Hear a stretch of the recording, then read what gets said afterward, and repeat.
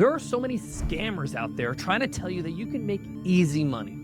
Don't get fooled. Making money online isn't magic. It's not luck, and it's definitely not about finding some secret nobody knows about. But let me tell you what making money online actually is. It's a skill. Scratch that. It's a set of skills. And just like any real skill, whether it's writing, coding, or bricklaying, it takes time, it takes practice, it takes effort.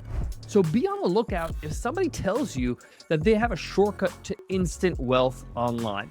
They are lying to you. Today we're gonna break down the scams to avoid so that you don't waste your time and money like I did back in the day, what actually works, the real way to make money online, and 3 low risk, not zero risk, but low risk business models you can start today. Let's get into it. Let's get one thing clear. Business is not a single skill, it's a collection of skills. Sales is a skill, marketing is a skill, managing money, hiring, operations, I can go on and on. They're all skills you need to improve over time. And like any craft, you need to learn them, you need to practice them, you need to get better over time. When I first got started in this whole business and entrepreneurship journey, I made a lot of mistakes. Even when I started my software company, Webinar Ninja, over a decade ago, which grew to 30,000 users and got acquired by ProProfs, I didn't know everything, but I knew enough to get started. And every day I built upon that foundation. If you're not willing to do that, to get started, to learn as you go along, you're not going to make it. Listen, putting a basketball in a hoop is simple, but to do it at the highest level where you get paid really well is not easy. And the same goes with business. All right, we're going to get real and honest about the scams you need to avoid, right? I'm going to call out the BS so you don't fall for it. Here's the first red flag that you need to be careful of. Just copy my system and you'll make 10K a month. No business works exactly the same for everyone. If you're selling a system instead of a skill, it's a scam. You are unique. Your business is unique. The customers you're going to attract are unique. Not one thing is going to work for everyone. This is why through this podcast, I'm trying to teach you skills, things that you will use in your own way with your own experience. Next red flag, no work required, passive income on autopilot. There is no such thing as true passive income from day one. You need to invest time, effort, money to have some level of passive income in the future. Even most passive businesses like online courses or memberships or even real estate take a ton of work upfront to set up. But this whole set it up in a few days and forget it and make millions of dollars idea, scam. Next red flag, buy this course and make money immediately. If making money was that easy as buying a course, everyone would be rich. Learning is great, but without implementation, it's worthless. And it's all about the implementation. I could tell you firsthand from selling coaching and courses and all kinds of programs and products, people that implement the program or implement the product are the ones that succeed. And most people don't implement. So the course itself is not going to make you rich. It's how you apply it to your business and your products and your services is what's going to make all the difference. Another red flag, drop shipping is the easiest way to get rich. It's not. Margins are razor thin. Competition is insane because you're dealing with commodities, products that you could buy anywhere, and ad costs are through the roof. If it's pitched as an easy business model, it's probably not a profitable business because you need to put in some effort to get that profit. Real businesses solve real problems.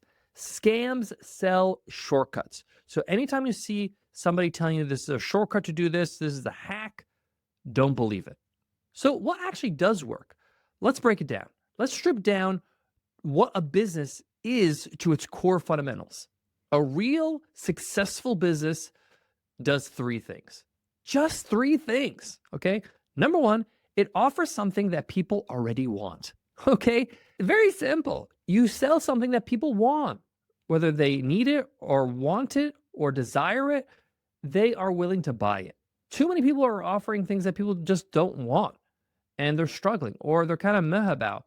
You want a business, you want a product, you want a service that people actually want or need because this is going to make your whole life a whole lot easier. It's going to allow you to push the boulder down the hill and not up the hill. The second thing a successful business has is it sells for a price lower than the value it provides. Time out. Time out. This is everything right here. Now, this doesn't mean sell things cheaply. It means the value that you offer is so valuable, is so good that the price is kind of not that important. All right. So you sell something for a price that's lower than the value it provides. So for example, why do people have an iPhone? It's $2,000 because they see more value than $2,000 worth in the phone. So they buy it. They say, that's a good buy. I will buy an iPhone because I value it more than $2,000 and therefore I'm happy to pay $2,000. When it comes to luxury goods, this is even more important. Do you think somebody who buys a Bentley cares if the car is $450,000 or $500,000? No. The difference between the $50,000 is not that much because owning a Bentley is more valuable than even $500,000 to them. The way they make them feel, the way it feels inside, whatever the experience you're having. At the end of the day, when you sell a product that is more valuable than the price, this is when you win. Number three, it does all this profitably, meaning after all your expenses, paying yourself, paying your employees, your vendors, all your bills, you still have money left over. You're making a profit. That's it. That's business. You don't need to be first to market. I wasn't first to market with Webinar Ninja, my webinar software. You just need to do something better or more unique than somebody else, okay? When I say better or more unique, this could just mean serving a specific audience that's underserved. For example, if you want to get into the travel business, be a travel blogger, there's tons of vloggers that are serving how to travel on the cheap, how to travel for, $20 a day. An underserved market are people that want to have luxury travel, want to spend a little money and have a memorable experience because they don't know how many times they're going to get to go to that country or have that experience. Making money online is about offering something people will pay for. That's it. So I want to give you 3 low risk, not completely no risk. There's no such thing as no risk businesses, but low risk businesses you could start today. If you're starting out, you probably don't have a ton of money to invest, and that's okay because you do have one asset, which is time. And here are 3 businesses you can start with low financial risk, but high time commitment and effort. And hey, you want this, right? This is going to change your life, and you're going to get to do something that will give you full autonomy over your time, your money, and your future. So let's get into the first one, coaching and consulting. If you have a skill or experience in something, people will pay for your help. Now, you might think that, hey, the experience I have, the skill I have is not that big of a deal. It is to somebody who has zero idea of your world, of your skill, of your experience. If you know a little bit about how to post effectively on Instagram, that's a really incredible skill to somebody who has no idea how to use Instagram, doesn't even have an Instagram account, but they have a business and they need to promote it. Some examples are business coaching, fitness coaching, career counseling, negotiation lessons, anything anyone is willing to pay for so that they can get better at whatever they do. So how do you get started with consulting or coaching? Pick a niche. Pick a specific audience that you can help solve a problem for. Next, offer a free session. This could be like a live webinar to a group of people. This allows you to get testimonials and social proof that you can actually provide value. All you got to do is ask on the webinar, hey, in the chat, can you tell me what your number one takeaway was?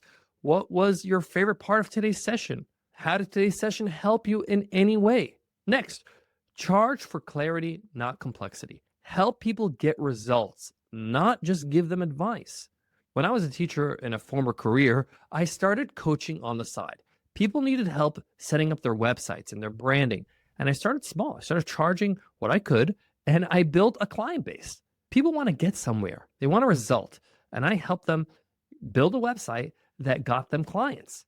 As long as I get them a result, I win, they give me a testimonial, I have a profitable business on my hands. The second type of business that you can start is a service-based business. This is where you do the work for your clients. Some examples are like copywriting, graphic design, video editing, social media management. The reason why services is so compelling and actually one of the easiest things to sell is because it's done for you. It just solves the whole problem for the client. They don't need to learn how to write better. You just write for them. They don't need to learn how to, put together some graphics so their website looks great. You create the graphics and put it on their website. Well, when I started my service-based business 14 years ago, I actually started on a marketplace. Marketplaces like Upwork or Fiverr. I only did this to get my first few clients so I can get some testimonials, get some work, and a portfolio that I could put on my website. Once I secured those clients and had some testimonials, I was able to just get clients through my own website. I ran simple ads with Google Ads that just drove traffic to my website and got me clients. You want to specialize in a specific skill. Don't try to be a general freelancer. The services that I hire in my own business are very specific.